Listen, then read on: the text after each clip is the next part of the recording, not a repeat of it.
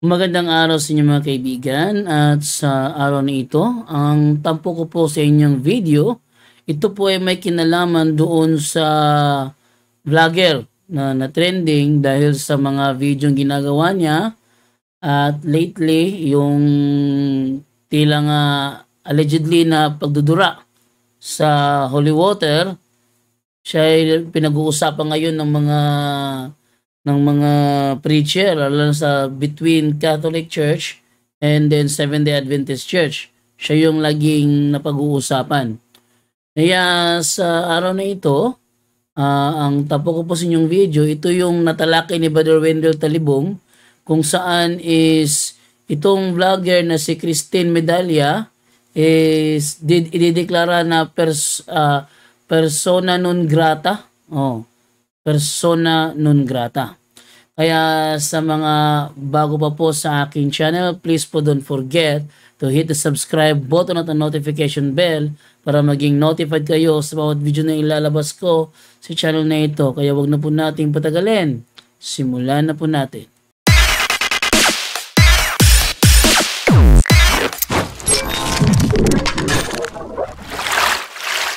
Magandang araw sa mga kaibigan, at sa video na ito is nakikiusap itong si Christine Medalla, itong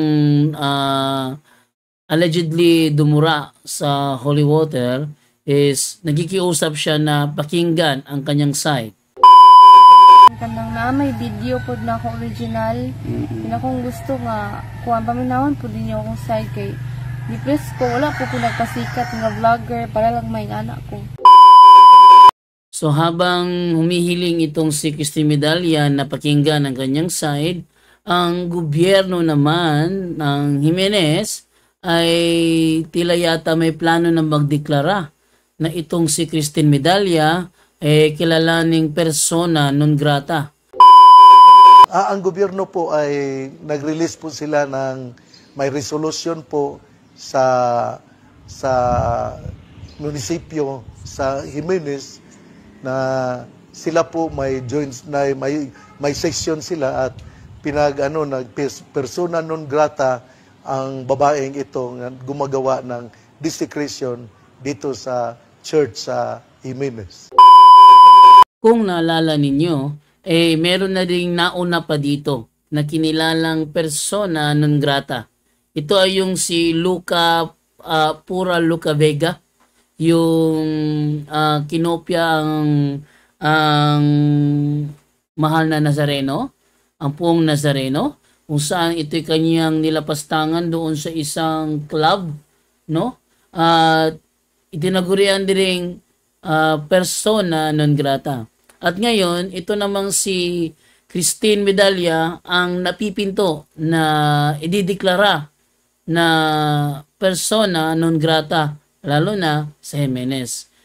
Pero ano ba talaga ang ibig sabihin ng katagang persona non grata?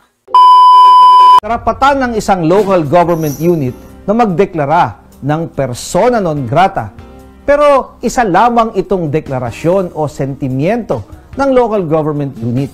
Wala itong bisang legal at hindi ka maaaring paalisin o pigilang pumasok sa isang bayan, lungsod o probinsya dahil lamang sa deklarasyong ito. Talagang naglalagablab na ang isyu patungkol sa babaeng ito na si Christine Medalla. Kaya ating pakinggan nang ito ay talakayin ni Brother Wendell sa kanyang programang Pananampalataya at Katwiran. Galing mismo kay Archbishop Martin Humuan, Arsobispo sa Osamis, na batay sa kanyang na laman may balak ang sangguniang panglungsod ng Jimenez na ideklara itong nag-viral na content creator na persona non grata. Kung maalala ninyo mga kapatid, na nagdeklara ang simbahan na isarado. Nagdeklara ang arsobispo isarado dahil sa desecration.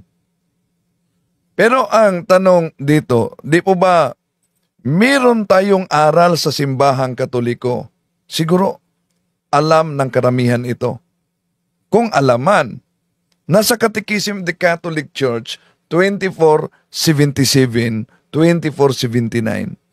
Ito'y may kaugnayan sa tinatawag na rash judgment. Ano po yung rash judgment? Ang rash judgment, may kaugnayan yan sa 8 commandments. You shall not bear false witness. Ang tanong, alam ko na maraming mga Katolikong nagagalit talaga. Pero, sapat na ba itong makitang video na ito na blurred para iakusa na nagdura siya? Sapat na ba ito na ebidensya? Okay, sapat na ba daw yun na ebidensya? Based naman sa aking nakikita, hindi naman nakuha sa video na tumulo ang laway o di kaya talagang may laway na lumabas sa kanyang bibig dahil sa against the light yung video. So, gumanon lang siya, then tumingala. So, sa ginawa niyang yung gano'n, pwedeng siya ano yun? Parang gano'n lang ba? Pwedeng may tiningnan lang siya. So, para sa akin, hindi talaga clear dahil hindi naman clear yung video. Maliban sana siguro kung clear yung video at hindi siya against the light at nakitang mayroong kahit na maliit lang na puti lumabas sa kanyang bibig bilang patunay na yun talaga ay dumura. Pero ang nasa video kasi parang gumanon lang siya. Dahil ganon. So, talagang tatalakayin pa yan sa korte. Kung darating man sa korte, tatalakayin pa talaga yan. Kung talaga ba dumura o hindi. Kasi yung mismo kasing witness niya, yung kaibigan niya na Katoliko, na siyang kumuha ng video sa kanya. Na sabi ng mismong witness na hindi siya dumura. Siya yung nandun eh. So, malakas ang doon, malakas ang masasabi natin na panlaban kasi witness siya. Ewan ko lang kung tatanggapin ba kasi friend nyo, pwede mo naman maging self-serving. Nasa nasa korte na yun kung anong kahinat na ng pag-uusap. Tandaan natin na kung magpunta na sa korte, ang burden of proof nasa nag-akusa mismo. Ito ba'y sapat na at magiging batayan na dinuraan talaga? Samantalang itong inaakusahan hindi Katoliko, and then ang nag-video ay Katoliko. Silang dalawa nanindigan, hindi daw umano dinuraan. Kung maalala ninyo ang turo ng ating Panginoon Jesucristo sa San Juan Kapitulo 7:24, ano sabi niya? Di po ba? Huwag kayong hahatol, batay lamang sa inyong nakita. Ngayon, aabot na sa punto na ideklara na persona non grata and then na isarado. May authority talaga ang ating mahal na arsobispo na isarado sa isyo na desecrate ang simbahan. Pero ang isyo nito, kung uunawain nating mabuti, ay may kaugnayan ito sa mercy, truth, and due process. Ito'y may kaugnayan sa inaakusahan na babae na Seventh-day Adventist kaanib, hindi Katoliko, pero ang nag-video ay Katoliko. No. So, ang tanong, nang idineklara ng ating mahal na obispo na isarado, was the act verified? Was the act verified? Para sa base na nakita ko naman is parang doon lang sa video na kumalat eh. na masasabi ko wala namang nakitang laway. Hindi sa kinakampihan ko, hindi sa kinakampihan ko. Pero tinitingnan ko lang kasi yung yung posibleng mangyari sa pagdating sa hearing. Posibleng mangyari kung saan mayroong panlaban itong si Medalya na hindi ko dinuraan yan. Katunayan, wala talaga sa video na may laway na lumabas sa bibig ko para patunayan dumura ako. Yung reason niya kasi is humiling lang daw siya, ginawa ba namang wishing well? Hindi rin babaeng ito, no? Ginawang wishing well yung yung holy water. Hindi wishing well yan. Ano ka ba?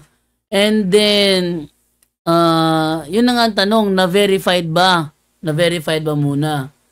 Mukhang magkakaroon ng ng resulta itong tanong na ito, Bugbog na bugbog talaga si Christine Medalya sa isyu kaugnay dito. Pero alam niyo ba, kaya nga pinuntahan ko siya dahil nang tinawagan ko ang production director ng Station DXDD si Manuel, no? Siya naging under ko noon. Tinawagan ko kung nakuha mo na ba ang side? Di pa. Kaya pinuntahan natin si Christine. Nang nakausap ko, ito kasi mga kapatid, nang nakausap ko yung mga matatanda na parishioners sa Jimenez, iginiit nila, dinuraan talaga batay sa video. Makita niya, blurred naman ang video, no? Dinuraan. Dahil may narinig umanong giluan. Ibig sabihin, giluan, dinuraan, malinaw umano yan. Pero nang napanood ko talaga mga kapatid, bilang media, bilang journalist, at bilang naging kabahagi noon sa Catholic Bishop Conference CBCP News, pinanood ko talaga yung video niya. Yung sinabi ng mga matatanda na giluwaan, dinuraan, ang narinig ko kasi sa video, hindi dinuraan o giluwaan, na ay gikuhaan. May kinuha. Yon ang video. Ngayon, itong nag-video, Katoliko, at itong nag-video na Katoliko, mga kapatid, ay nanindigan talaga siya na hindi umano dinuraan ang holy water. Bukas may interview ko siya.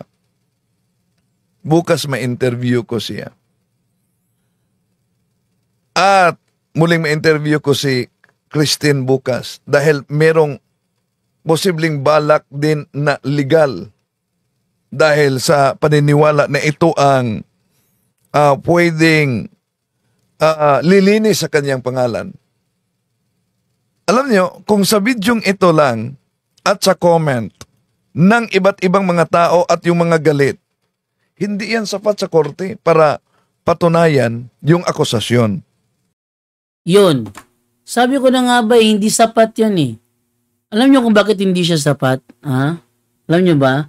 Hindi siya sapat dahil sa reason na wala naman talagang nakitang may kahit na maliit na puti man lang lumabas sa bibig niya to confirm talagang dinuraan niya. Wala. Ang doon, ang pantakip doon yung yung against the light. So lilitaw dito na tila yata is pinangunahan lang siya ng hatol na hindi pa naman na-verify. Yun ang maaaring mangyari kapag ni-roll out itong kaso na ito. Ang burden of proof nasa nag-akusa. Paano mapatunayan na batay lang sa bidyong ito, sabi ni Ananias Redida, klaro bro, dinuraan talaga. O yun, paano talaga mapatunayan? Sino ang pwedeng titindig na saksi na dinuraan talaga yon? Sino ang maituro? habang yung inaakusahan, may saksi siya, although hindi siya Katoliko, pero ang nag-video ay Katoliko. Yeah? Pero ito mga kapatid, although grabe yung mga content niya, alam niya naman, tinatalakay ang content ni Christine Medalla noon, pero noon pa lang, June 7, siya ay nagpaalam sa kaniyang mga followers na babaguhin na niya ang kaniyang content. June 7 yan, bukas papakita natin. Nag-iyak siya at pinaalam niya sa kaniyang dahil grabe yung content niya. Eto, pakita muna natin yung content niya. Dami ko ng videos na mga bad. Kaya nila ako pinabash ng so. Isa din yun eh. Isa din yun eh. Yung mga content video na ginawa nitong si Christine Medalla is talagang bad girl content, ano?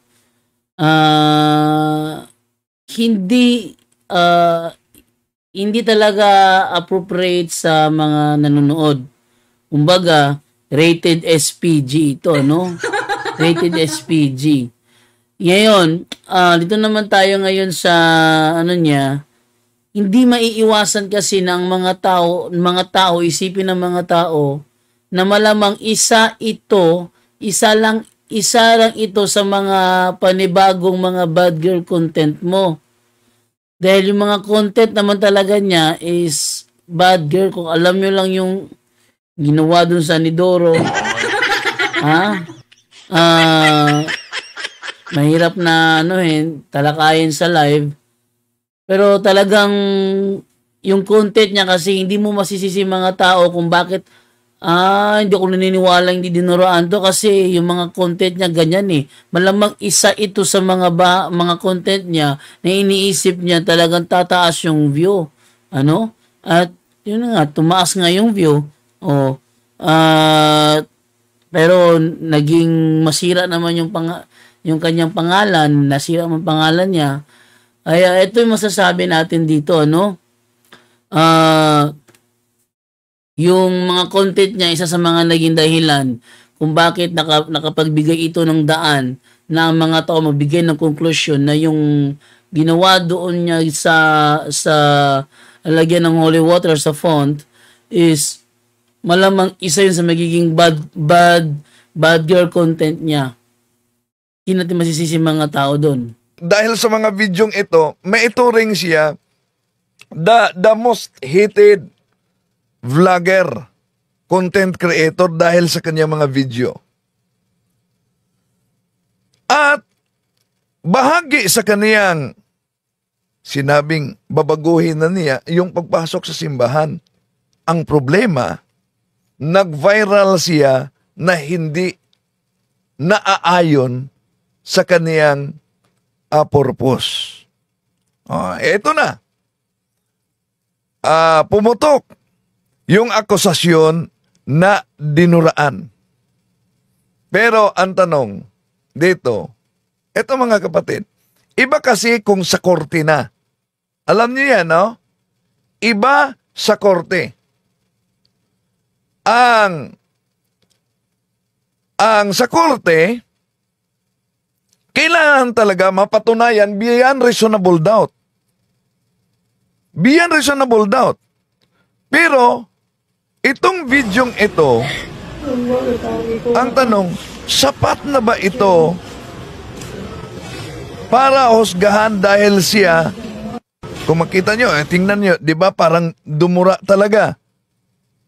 Pero sa kanyang side, at yung nag-video ng Katoliko, sabi talaga sa nag-video ng Katoliko, kahit ako sir, Katoliko ako, hindi talaga niya dinuraan. Iyon, kaya kung maninindigan yung kaibigan niyang nag-video na hindi talaga dinuraan, malamang, kung tatanggapin lang yun ng korte, malamang may panlaban siya doon. Pero sana naman sa nag-video ng Katoliko, Sana naman, kung nakita niyang dumura, sabihin mo lang dumura. Minsan kasi, may mga pagkakataon kasi na hindi tinatanggap ng korte, malalabas kasi na self-serving kasi kaibigan niya eh. Siyempre, nakita naman ng kaibigan niya na, sabi nga na ba ni Wendell, bugbog na siya ngayon. Bugbog sarado na sa mga isyong na iba to sa kanya. Malamang may pagkakataon na tumulong din yun na mag-cover up sa kanya. Sabihin, hindi siya dumura. Pwede yun.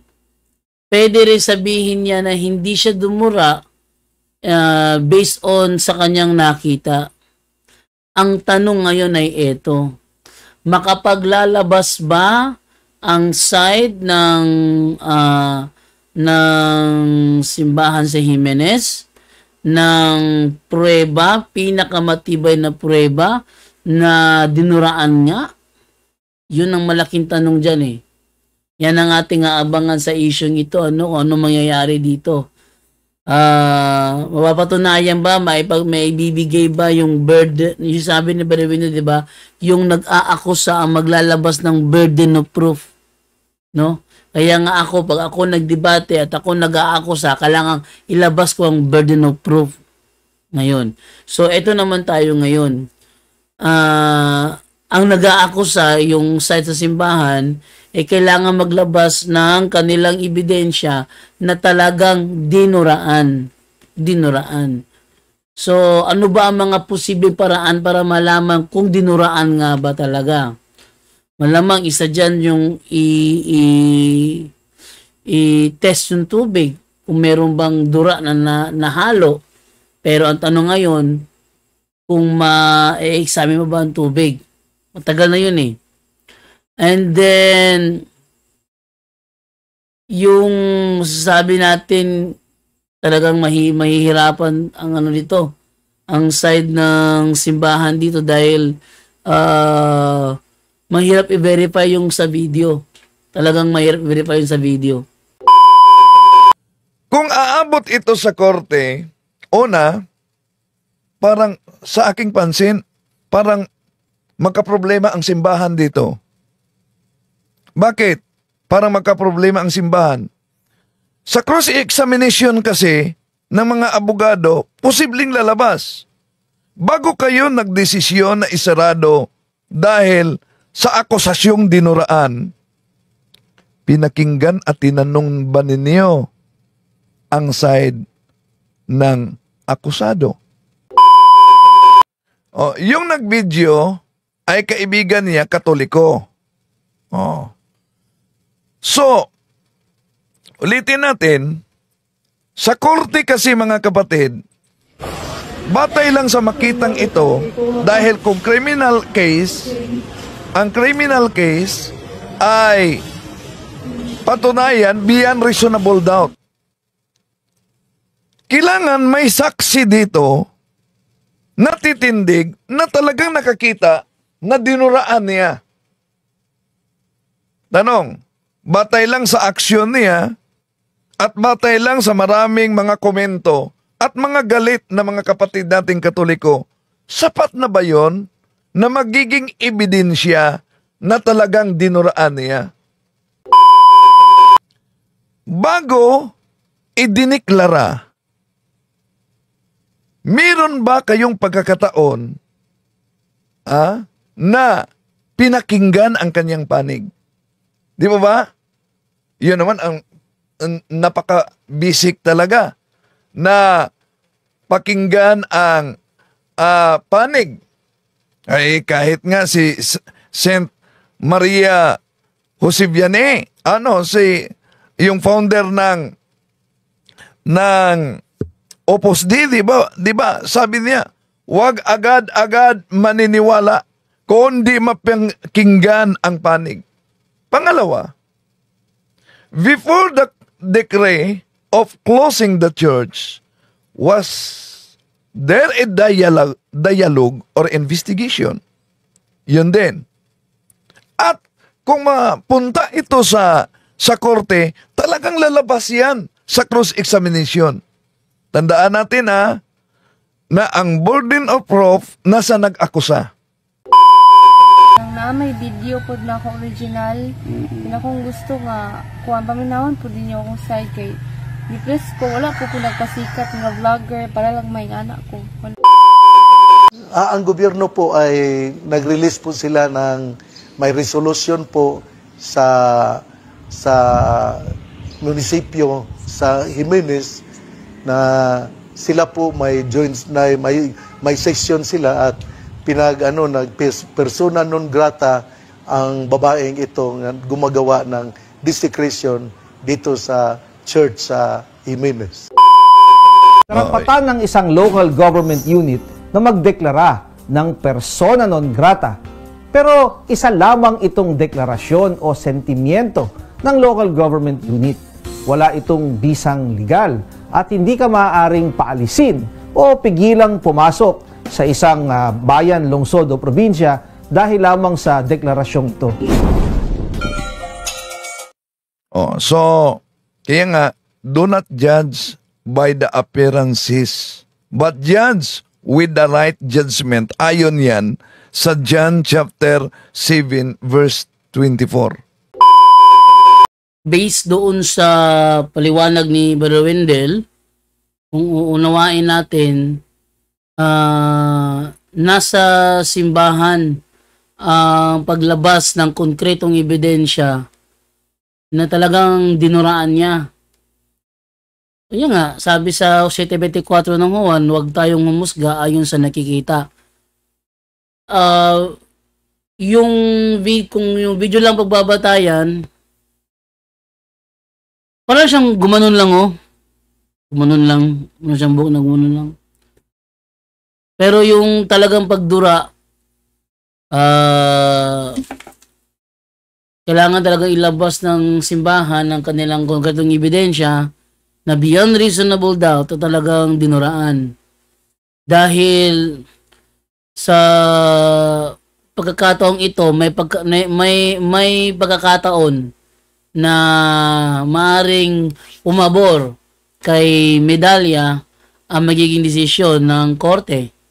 Dahil mayroon siyang witness, yung mismong tag-video sa kanya. Sabi ng nag-video sa kanya na Katoliko rin na di niya dinuraan. So, malakas na ebidensya yon, magagamit yon. Ewan ko kung paano, anong mangyayari dito. At din na lang ibigay kung ano yung pananaw ni Brother Wendell sa bagay na ito. Para sa akin, ang bidyong ito, dito sapat na ebidensya na talagang dinuraan niya. Dito sapat. Although,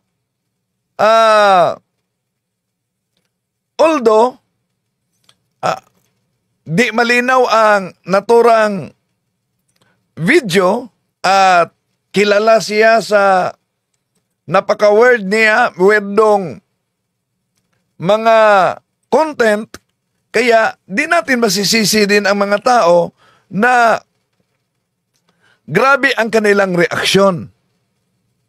Pero ina-analyze natin mga kapatid. Ulitin ko, bukas ma-interview natin ang nag-video kaugnay dito. Ang problema kasi, una, nang idiniklara ito, napakinggan ba ang side niya? Meron bang due process? Sapat na ba ang videong ito para i-deklara talaga na dinuraan niya? Ang issue kasi dito, dinuraan. Ngayon, sabi ni Archbishop Martin Humawad na nagplano ang sangguniang panglungsod na ideklarang persona non grata. Paano iyon mawala ang persona non grata? Pakinggan natin si attorney. Kailangan lamang kausapin ang mga miyembro ng sanggunian ng local government unit upang mabawi ang deklarasyon ng persona non grata dahil sila lamang ang pwedeng magtanggal nito. Wala bang, may nagtanong dito, wala bang CCTV? Yan ang i-follow up ko bukas. Di na kasi natin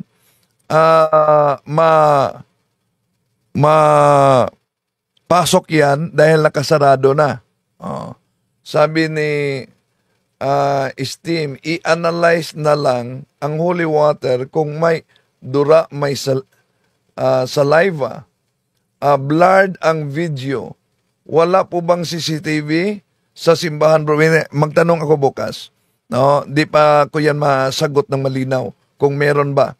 Bro Wendell, bakit hindi ipa-lab test yung part yan sa due process? Part yan sa investigation. Tama, no? Dahil part yan. Kung diyan talaga lalabas para mapatunayan. No? Dahil ang akusasyon ito, lalo na pag criminal at mahahantong na sa criminal case, must be proven beyond reasonable doubt.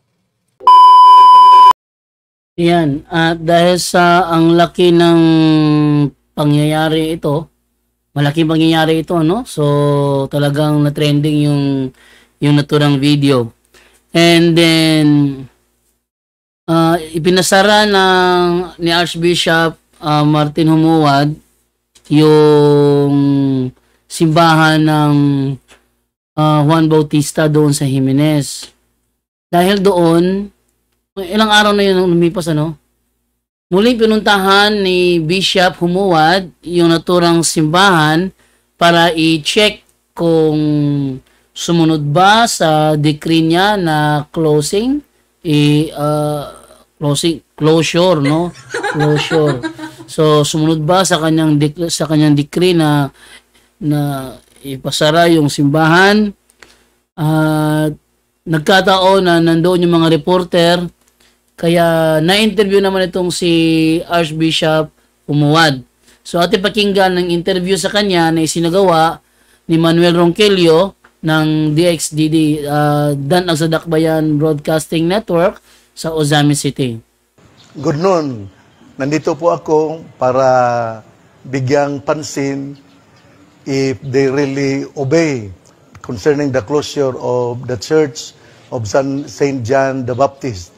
Kaya nga ako po'y natutuwa dahil narinig ko ang explanation sa parish priest na ang mga tao ay laging nagdasal para sa opening of the church. So I came here in order to inspect whether they really obeyed the decree in order that we really accomplish what has been done by the church. So walang tasang bukas sa simbahan? Wala po. Archbishop, after may prayer vigil, no, ginawa, may ginawang mga penitensya ang mga tao. Is this enough ba, Archbishop, na possible na mabuksan ang simbahan ng San Juan Bautista? Kailangan po na marinig din natin ang opinion o evaluation sa ating Cura Paroko, si Father Rolly Lagada, at ito po'y aming i-evaluate ngayong August 12 kasi yon po may meeting po ang Board of Consultors at Board of Temporalities, because it is not only an act of the bishop, but it has to be it must be the act of everyone, particularly the leaders of the church. Kaya nga we will evaluate what has been done by the people, and after that we will make our decision after our meeting on August 12. So gusto talaga ng parokya, mismo ng mga taong bayan ng Jimenez na nagporsige sila sa penitensya, and including the penance para magbukas ng parokya, Archbishop. Opo. Kaya nga I continue to appeal that they have to join. Kailangan po pupunta sila every night, may vigil man dito. Sana po pupunta sila dito para sila magdasal, maipakita na they are longing really for the opening of the church here in Jimenez. May plano, parang 9 days yung prayer vigil ni Archbishop. Hindi ko po alam. Hindi ko po alam. Depende yun sa pari dito po sa Jimenez, anong gawin niya. Pero as I have said, may meeting kami ngayong August 12, ang Board of Consultors. Pag siya ay magsulat, if he will write a letter to us, then that's the time that we will discuss as to when we shall open the church if the conditions are met concerning the reparation and the expression of the faith of our people, if insakto na ba, para bigyang pansin na kailangan na we have to open the church here in Jimenez. So wala pang letter from the parish priest na tanggap from your office, Archbishop? Wala pa po. So pag may letter na yung pari na hihingi siya na nakita niya na ang reparation concerning the people, in order that we will be able to reopen, because it has to be reconsecrated in terms of what has been done, the desecration. So naghintay po tayo sa liham ng ating kura paroko. Paggagawa siya ng liham, then that's the time that we will evaluate if the people really, if the people have really expressed their pain and they want really that the church will be open. So para po sa taong bayan, Archbishop? Kaya nga, Para po, maintindihan, ano ba yung reconsecrated? there was a desecration done. So because it has been consecrated, the church has been consecrated. So there is reconsecration, and the reconsecration is the opening of the church, and then we will bless the church again in order that the holiness of the church will be restored. So ibig sabihin may ihalad siya balik adto sa Ginoo after. If they are going to, if there is a letter and then we will accede to the request to open, then there will be the ritual to be done in order that the holiness of the church will be restored, and it is what we call reconsecration of the church. May meeting kayo with the parish priest. Yeah, with the parish priest and also the Board of Consultors, and it happened that the parish priest also is part of the Board of Consultors. So, hindi po, it is not really very difficult for him to be called, to be part of the meeting, and as I have said, it will be done on August 12. Archbishop, may mga nagtatanong, ba't gano'n, no? Parang matagal yung binuksan ang simbahan? It is not, we are not here playing. We are serious in this matter because it concerns about our faith. Kaya nga nakatanggap po ako ng komentaryo na bakit hindi lang sabi ni Saya pa nganong dili mo lang na iyabo hugasan ug aron iuli ang kini magbuhat na pod og kining holy water, na we will just throw what has been desecrated and then replace it with the new one. But that is not that easy. Hindi man yun ganyan lang. So that is why we will work it out that there will be reconsecration of the church because it has been desecrated. Archbishop, yung vlogger, napatawad na ba, Archbishop? It is always, as I have said, the church is the role of the church is for salus animarum, meaning salvation of souls. If she is repentant, then the church will always forgive.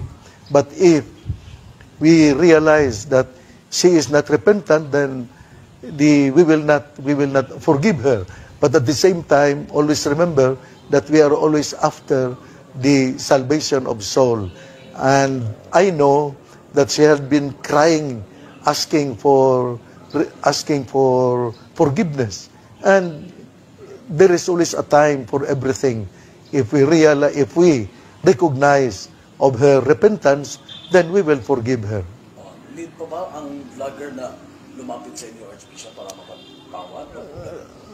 Yung narinig ko na siya po'y nagpunta sa rectory, sa kumbento sa pare, pero hindi ko po siya binigyan pansin because, as I have said, she must feel the gravity of what she has done because it has offended the religious feeling of our faithful. Okay. Archbishop, ang government may tumawag ba sa inyo? The action of the government? Ang gobyerno po ay nag-release po sila ng may resolution po sa munisipyo sa Jimenez na sila po may joins na may session sila at persona non grata ang babaeng ito na gumagawa ng desecration dito sa church sa Jimenez. So Archbishop, sa ngayon, no, wala pang pinal, including sa pagbukas sa mismong simbahan. Wala pa po kasi naghintay po tayo sa evaluation sa Cura Parroco, Father Rolly Lagada at yung kasama niyang pare, si Father Romel Rodinas. Naghintay po tayo sa liham nila na according to their evaluation, nga it is now time to open because the people have done the reparation and for that matter, we can open the church. So as long as wala pong liham na matanggap sa chancery, hindi po mabuksan ang simbahan dito sa Jimenez. So may mga information na 1 week lang, Archbishop, and possible, nag-pass pa sa isang linggo.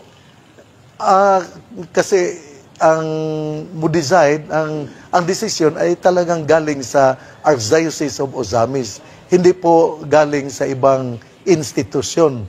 So kaya nga, ang proper process would be maghintay po tayo sa liham ng Cura Parroco, Father Rolly Lagada, at yung evaluation nila, pag yung nakita nila na bastante na ang mga nagawa sa mga tao in terms of reparation and repentance, then that's the time we will open the church here in Jimenez, St. John the Baptist Parish. Archbishop, mensahe na lang ninyo po sa buong mamamayan ng Jimenez, yung mga faithful natin dito sa Jimenez na nasa loob talaga nila, yung penance. This is not only for the people of Jimenez. This is for all Catholics. We need to respect the church. And it is not only also for the Catholics. Everyone, whether you are a believer or none, or you are a Catholic or not a Catholic, we need to respect the place of worship. It is really very important that we have to give homage and respect to the place of worship, regardless of whether it is a Catholic church or another place owned by a particular group of believers. So kaya nga, kailangan po respetuhin ang simbahan at huwag tayong gagawa ng mga masasama. Kasi po, ito ay banal, kaya nga respetuhin natin ang banal na lugar. Alam sa katawan si Jimenez, pagpadayon nini, hindi mo kaliw ka na binasa ilang paghimo mo sa ilang sakripisyo, Archbishop. Hinautunta nga ang katawan sa Jimenez, makaila nga ato yung respetuhan ang simbahan o kung doon ay magbinuang, ato po nga badlungon tungod kay dili ta gusto nga ma-deprive ang uban nga mga Katoliko nga magpakita sa ila nga pagtuo. Ako sayod nga daghan ron nga mga tao nga mosulod unta sa simbahan kay gusto silang magampo, magpasalamat. Pero sanglit na siraduan na damay ang tanan nga katawhan. Muna nga akong hangyoon ang tanan nga mga katawhan sa Jimenez nga ato yung bantayan ng atong simbahan o kung doon ay magbinuang ato yung santaon. Ayan, so yun po ang panayam ni Manuel Ronquillo ng DXDD kay Archbishop Martin Humuad patungkol doon sa issue na nangyari laban kay Christine Medalla. At dahil doon, maraming mga Katoliko na apektuhan. Mga Katoliko na saktan. Yung iba naman is parang naging extremist, pinagbabantaan si Christine Medalla. Huwag niyong pagbantaan, no? Mas maganda pa sabihin niyo kung nagkasala ka, dapat maparusahan ka. Huwag niyo na babantaan. Pero ating pakinggan si Brother Wendell sa kanyang report na ito. Alam natin, marami talagang mga kapatid natin na batay sa nakita sa video, galit na galit. Kaya nga, merong mga iba na nagbabanta, literal na nagbabanta talaga sa buhay ni Christine. Kaya pinapablatter na po yon dahil baka may sasakay sa panahon at dahil sa galit na yan, kung ano ang mangyari sa inaakusahan at pinagbabantaan, alam nyo, damay-damay, pati simbahan. Damay talaga ang simbahan. No? Kaya, yung sabi ni Archbishop Martin Umuad, Salos animarum sopri malex, na the salvation of the souls is the supreme law.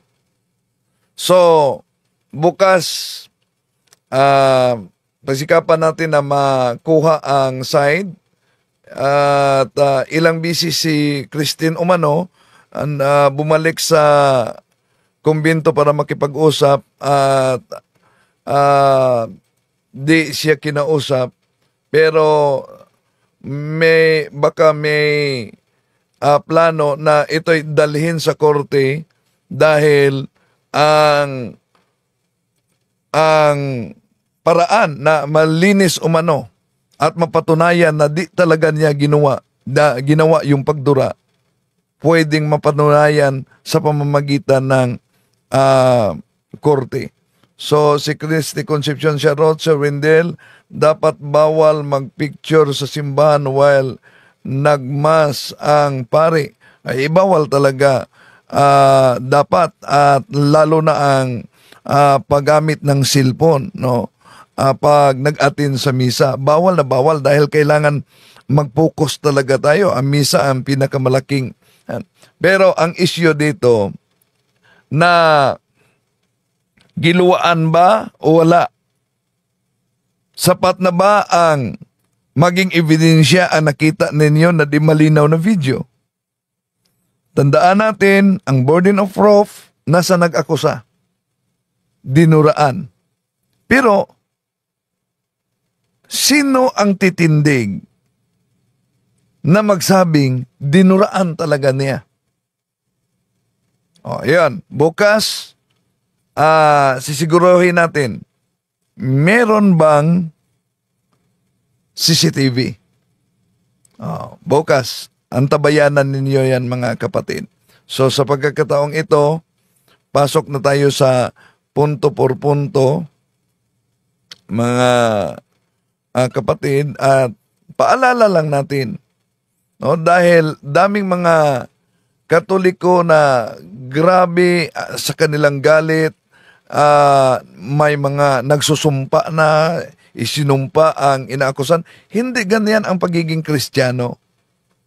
At tandaan ninyo, di tayo pwedeng maghusga batay lang sa ating nakita. Malinaw yan sa Juan Kapitulo 7, versikulo 24. At ipaalala din natin yung rash judgment. Alam ko na nasaktan ang mga kapatid natin sa pagsarado. At di natin masisi na yun ang reaksyon nila dahil si Christine kilalang kilala kasi sa weirdong mga video niya na di kaya natin tingnan. Kaya grabe ang nauna na pinaniniwala ang the most hated content creator sa kanilang bayan. Pero kung tingnan niyo ang kaniyang meron pala siyang, yung umiyak siya, June 7, na sabi niya, babaguhin na ang kanyang content. Posible na yung pagpasok niya sa simbahan, bahagi na yon, posible sa pagbago ng content. Ang problema lang, bilang content creator na nagbabalak na makakuha ng viral content, nag-viral talaga siya sa hindi niya kagustuhan. At itong isyong ito. Nasarado ang simbahan, pero ang tanong, meron bang proper investigation bago isinarado? Meron bang sapat at matibay na ebidensya na talagang dinuraan? Sapat na ba ang nakita na video na dinuraan? Dahil nang nagkausap ko yung mga kapatid dating matatanda talaga, doon sabi na dinuraan talaga bro. Dahil may marinig sa video na ay giluwa. Na ay giluwa. Ibig sabihin, may dinura. Pero nang pinakinggan ko yung video na dala-dala ni Christine, ang napakinggan ko na ay gikuha. Yung na ay gikuha, may kinuha. Yun ang paliwanag ni Christine, may sobre o mano silang kinuha. So, antabayanan ninyo mga kapatid, dahil bukas nagkausap kami na yung nag-video ay i-interview. Ang nag-comment dito, paano kung ang nag-video kaibigan at titindig talaga para kay Christine? Kahit pa kaibigan at titindig para kay Christine, paniniwalaan yan bilang witness. Ang tanong dito, sino ang titindig? Ito lang ang tanong. Sino ang titindig at ano ang matibay na ebidensya? Dahil yung video hindi yung matibay na ebidensya. Hindi yung matibay na ebidensya. Wala naman tayong makita na dinuraan, although may makitang aksyon. Yeah? May makitang aksyon at binasa yon na dinuraan. Pero hindi sapat yan na ebidensya. Dahil must be proven beyond reasonable doubt. Yun nga. Kaya kailangan talaga, pag dumating sa korte, kailangan talaga mayroong pruweba beyond reasonable doubt. Kasi pag walang ganyang katibay na ebidensya, maaring mabasura ang kaso. Okay? Ito po si Jando Alabado. Kasama po ninyo dito lamang sa Straight to the Point. Straight to the Point! Sa umagang ito, araw na ito is hindi ako nakapag-live sa Straight to the Point ko kanina. Yun ay dahil sa may lakad kami. Kaya thank you po at abangan nyo po ang mga uploads na darating pa sa channel kong ito. Ito po si Jando Alabado. Sabi po sa inyo, bye po at maraming salamat.